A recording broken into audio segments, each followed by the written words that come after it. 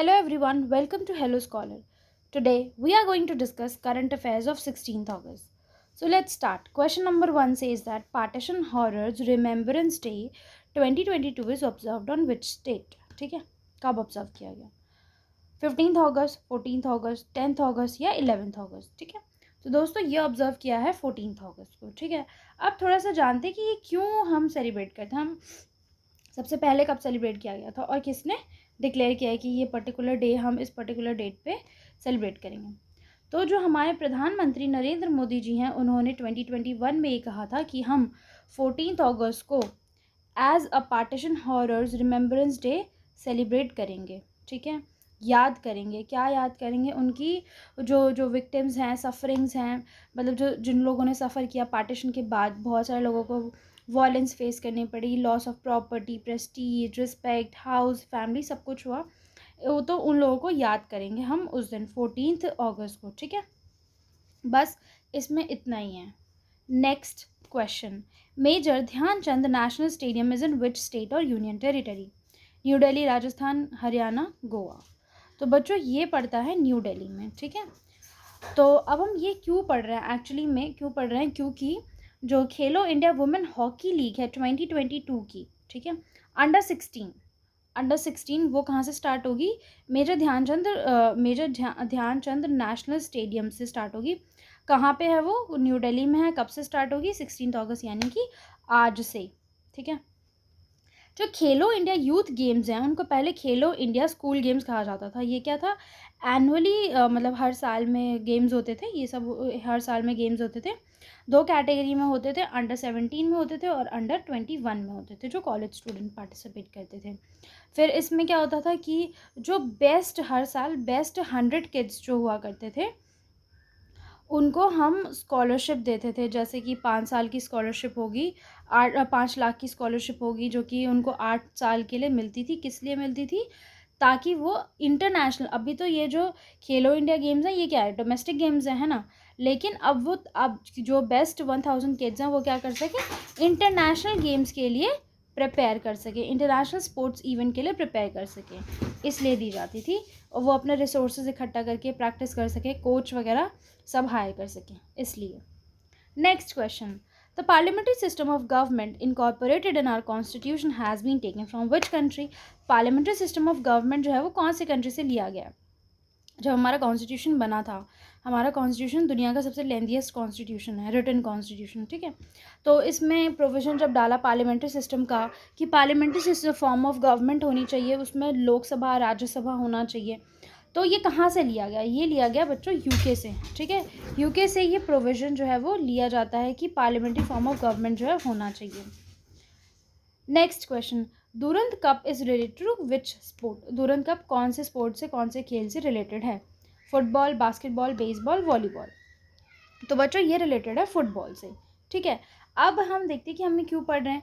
क्योंकि इस साल जो है 131st एडिशन होने वाला है एशिया के सबसे पुराने फुटबॉल टूर्नामेंट का. तो ये एशिया का सबसे पुराना फुटबॉल टूर्नामेंट है दुरंत कप. और मतलब पूरे दुनिया का कौन सा है? पूरे दुनिया में 3rd ओल्डेस्ट है. ठीक है, इसको पहले क्या बोला जाता था? दुरंत फुटबॉल टूर्नामेंट इसको कहा जाता था. ठीक है, फिर उसका उसका जो शॉर्ट नेम है वो दुरंत कप है. ठीक है, बस इसमें सबसे ज़्यादा इम्पॉर्टेंट यही है कि ये एशिया का सबसे पुराना फुटबॉल टूर्नामेंट है और दुनिया का 3rd नंबर का सबसे पुराना फुटबॉल टूर्नामेंट है. ठीक है, सबसे पहले कहाँ हुआ था? ये 1888 में हुआ था, शिमला में. अब क्योंकि 131st एडिशन है तो ऑब्वियस ही बात है कि पार्टीशन से पहले, हमारी आज़ादी से पहले का ये है. ठीक है, अब इसका जो यूनिक नेम है, इसका यूनिक नेम कहाँ से आता है? इसका यूनिक नेम जो है इसके फाउंडर से आता है, जिनका नाम था सर हेनरी मॉर्टाइमर दुरंत, जो कि क्या थे? हमारे फॉरेन सेक्रेटरी थे. कब? जब ब्रिटिशर्स इंडिया में राज करते थे. तो ये हमारे फॉरेन सेक्रेटरी कब से कब तक रहे थे? 1884 से लेकर 1894 तक. ठीक है, next question. The life divine synthesis of yoga, a legend and a symbol all these are literary works of Sarojini Naidu, Bankim Chandra Chattopadhyay, Shri Aurobindo, Rabindranath Tagore. ये जो लिटरेरी वर्क आपके सामने मैंने रखे हैं, ये किसने लिखे थे, कौन इनका राइटर था? सरोजिनी नायडू, बंकिम चंद्र चट्टोपाध्याय, सर अरबिंदो, रविंद्रनाथ टैगोर। ठीक है, तो बच्चों इनके राइटर थे सर अरबिंदो सर। ठीक है, सर अरबिंदो थे। अब इनके बारे में क्यों पढ़ा जा रहा है? इनके बारे में इसलिए पढ़ा जा रहा है क्योंकि इनकी जो बर्थ एनिवर्सरी है वो 15 अगस्त को आती है, और 15 अगस्त को क्या आता है? 15 अगस्त को हमारा इंडिपेंडेंस डे सेलिब्रेट किया जाता है। ठीक है, अब सर अरबिंदो थे कौन? ये इनमें बहुत सारी क्वालिटीज़ थे। ये फिलोसोफर भी थे, योगा गुरु भी थे, महर्षि भी थे, पोएट भी थे, और इंडियन नेशनलिस्ट भी थे। इंडियन नेशनलिस्ट का मतलब क्या हो गया? वो लोग जिन लोगों ने हमारे नेशनल मूवमेंट में which was for the freedom against the British rule, उसमें इन्होंने पार्टिसिपेट किया था। प्लस ये जर्नलिस्ट और एडिटर भी थे। कौन से न्यूज़पेपर के? वंदे मातरम के। ठीक है, अब देखते हैं कि इनका जो वर्क है वो किससे रिलेटेड है। जैसे कि द लाइफ डिवाइन है, तो उस वर्क में है क्या? वो जो फिलोसफिकल आध्यात्मिक एस्पेक्ट बताता है किसका? इंटीग्रल योगा का। ठीक है, जैसे सिंथेसिस ऑफ योगा है, तो ये क्या? ये प्रिंसिपल्स बताता है और मेथड्स, तरीके कि कैसे आप इंटीग्रल योगा को प्रैक्टिस कर सकते हो। सावित्री जो है वो एक पोयम थी। सावित्री एंड लेजेंड जो थी वो एक पोयम थी। ठीक है, next question, Duleep trophy is related to which sports? कौन से स्पोर्ट्स से रिलेटेड है? स्विमिंग से रिलेटेड है, जूडो से, क्रिकेट से, या टेबल टेनिस से? नहीं, ये रिलेटेड है क्रिकेट से। ठीक है, अब ये इसको कैसे खेला जाता है? जो हमारा पूरा इंडिया उसको 6 जोन्स में डिवाइड कर देते हैं, north, south, central, east, west and north east. ठीक है, फिर इन सब के बीच में मैचेस होते हैं। ठीक है, दो दो उसमें मतलब दो स्टेट्स के बीच में ऐसे मैचेस होते हैं, फिर वो आगे जो भी विनर होता है उसका होता है। तो नेम जो है इसका कैसे पड़ा है? इसका नाम जो है वो पड़ा है मतलब इसका नाम पड़ा है कुमार श्री दुलीप शिंजी ऑफ नवानगर। ठीक है, ये वहाँ के जो पर्सन है उनकी वजह से इनका ये जो ट्रॉफी है इसका नाम दुलीप ट्रॉफी जो है वो पड़ा है। Next question, world organ donation day celebrated on which day? अब ऑर्गन डोनेशन जो है वो बहुत इंपॉर्टेंट, बहुत ही first of all noble thing है, plus very important also. Why? Because when we die our organs are of no use, but if we donate our organ, तो वो ऑर्गन क्या कर सकते हैं? किसी की ज़िंदगी बचा सकते हैं। तो we all should donate organs.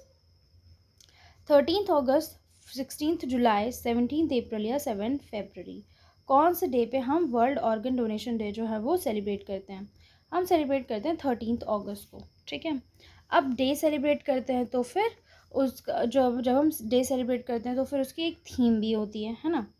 तो अब हम देख लेते हैं कि ये डे जो है वो क्यों सेलिब्रेट करते हैं, क्योंकि ताकि हम अवेयरनेस बढ़ा सके लोगों के बीच में कि भाई ऑर्गन्स डोनेट करना अच्छी बात होती है, कोई बुरी बात नहीं होती। हमें किसी भी मिथ से अपने आप को बाउंड नहीं करना चाहिए कोई भी नोबल कॉज के लिए। What was the theme of the World Organ Donation Day? Thanks to the people for donating organ. Let us pledge to donate organ and save life. Let's encourage organ donation. None of these. अब obvious ही बात है कि जब हम awareness फैला रहे हैं तो let us pledge to donate organs and save lives, यही उसकी थीम रही थी। ठीक है, India's first underwater metro will be inaugurated in which city?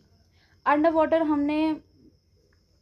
Diving सुनी है, और हमने मूवीज़ और यूट्यूब वीडियोस में, या फिर कुछ लोग जो लकी होंगे उन्होंने अंडर वाटर वो जैसे एक्वेरियम जैसा है जहाँ पे दुबई में आई गेस, तो वैसा हमने सुना है, बट हमने अंडर वाटर मेट्रो लाइन नहीं सुनी है, विच इज़ वेरी यूनिक।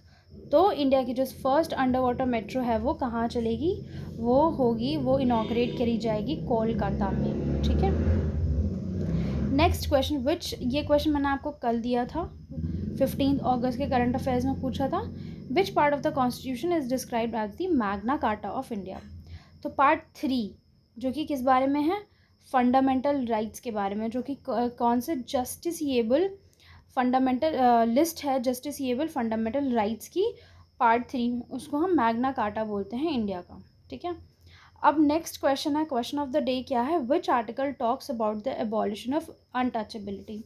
अब ये मैं क्यों पूछ रही हूँ, क्योंकि हाल ही में किसी एक स्टेट में, I think, I don't remember the exact state, I think it's Rajasthan और इट्स यूपी, वहाँ पे एक छोटे से बच्चे की, विच इज़ दलित, ठीक है, तो उसकी डेथ हो गई है, क्या जो टीचर है उसने उसको बहुत मारा है इस वजह से। तो वहाँ से क्या इशू उठ के आता है। अब क्वेश्चन आपसे नहीं पूछा जाएगा कभी एग्ज़ाम में कि क्वेश्चन आपसे नहीं पूछा जाएगा कभी कि कौन सा स्टेट था, कौन सा स्टूडेंट था, कौन सा स्कूल था, कौन सा टीचर था, नहीं पूछा जाएगा आपसे क्वेश्चन। वो जो मुद्दा है अनटचेबिलिटी का और इनइक्वालिटी का, वहाँ से क्वेश्चन बनेगा। तो कौन सा आर्टिकल जो है वो एबॉलिशन ऑफ अनटचेबिलिटी के बारे में बात करता है, ठीक है। So that's all for today, have a nice day, take care everyone, and kindly like, share, comment and subscribe to our channel.